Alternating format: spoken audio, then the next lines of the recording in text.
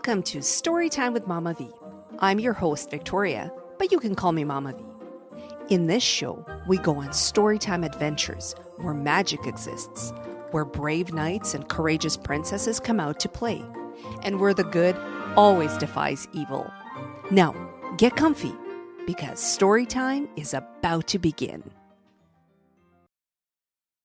Hello, and welcome to Storytime with Mama V. I'm so excited to read to you today. Today, I'm reading a book about a very, very special cat who's been on the show before.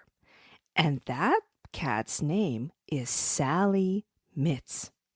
Now, today, I will be reading Sally Mitz and the Land of Imagination.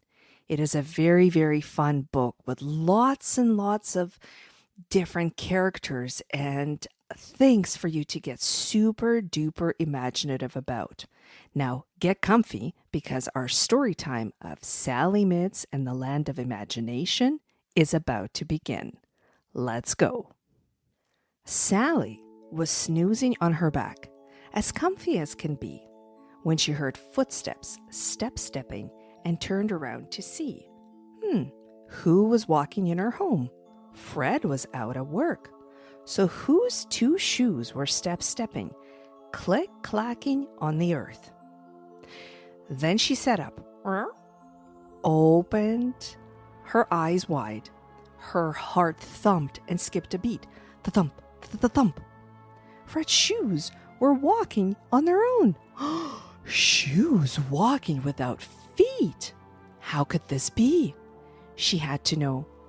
Scratching her head, she got up to follow.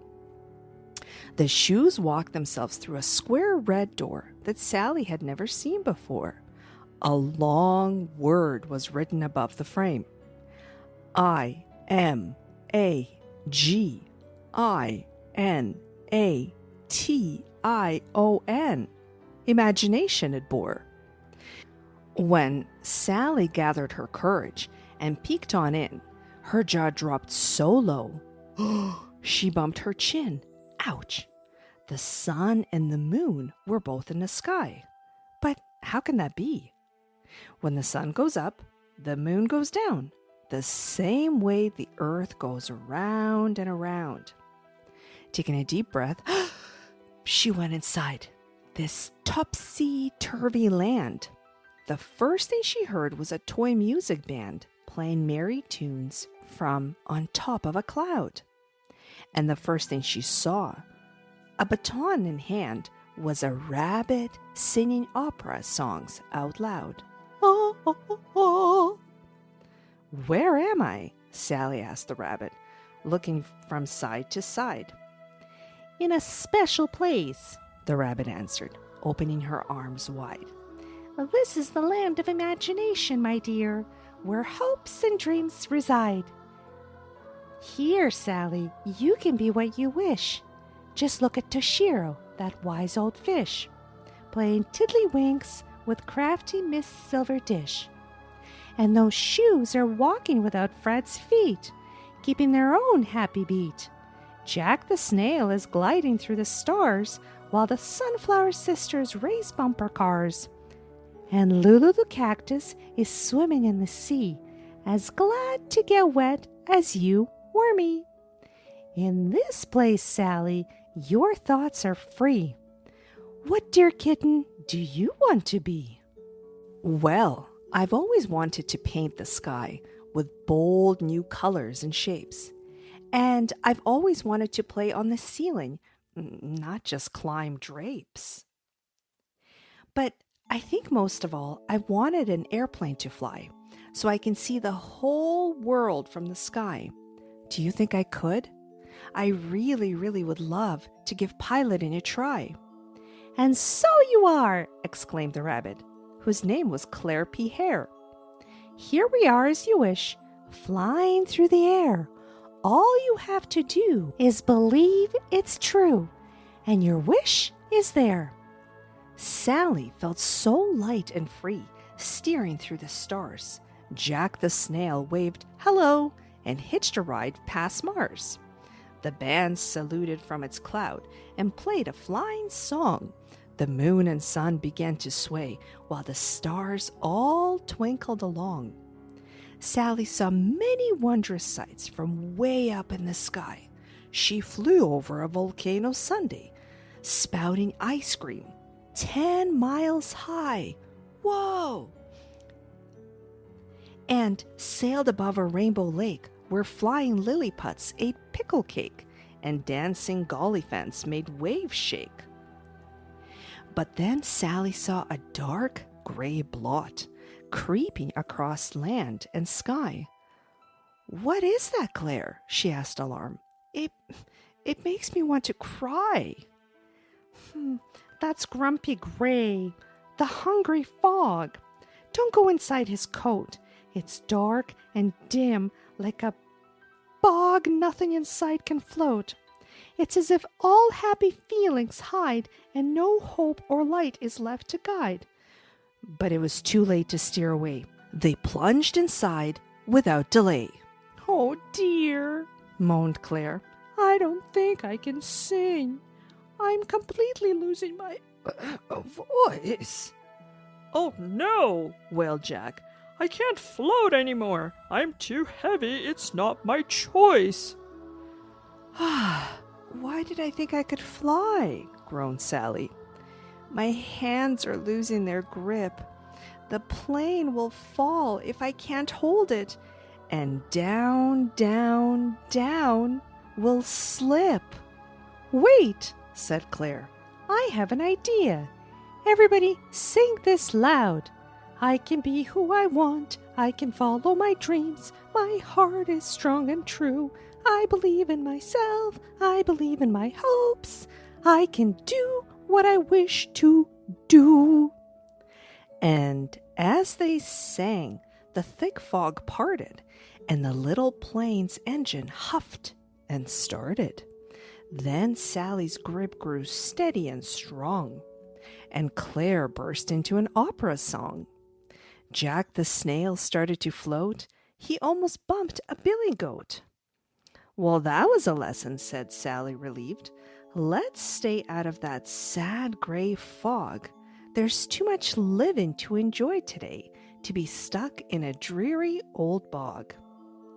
She landed the plane, and they had a good hug, shaking off the fog's dreary weight. Then they were ready to explore even more before the day got too late. So singing their song, they took a stroll until they came upon a reciting mole. "We call him the big word Lammox," exclaimed Claire. "He put me in a flummox. His real name is Art. He is very smart. Nobody knows what he's saying. If I ask, he says, 'Stop braying.'" "Ignoramus." "I know what that is," said Jack. "Ignoramus is a big smelly fruit." "Cretinous," sniped the mole. "Aha," said Claire. "That means a hiking boot." "You're both wrong. Now go away until you know what you say. I can't endure another bray." And sticking his nose in the air with a very mole-ish flare, he pulled a shade down from the sky and sniffed a shorty. "I say goodbye." "Rude. R-U-D-E,"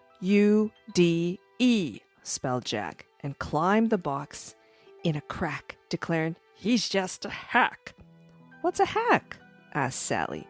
"A duck that can't quack." "Now don't make me dolly, Sally. I'll show you that I am just as smart as that fussy, snobby mole named Art." "My recitation," announced Jack. "Listen to this. Art, you hack. Pooh, plaid glue, elephant shoe." They stared at him without a clue. "Ha! I see I'm too smart for either of you."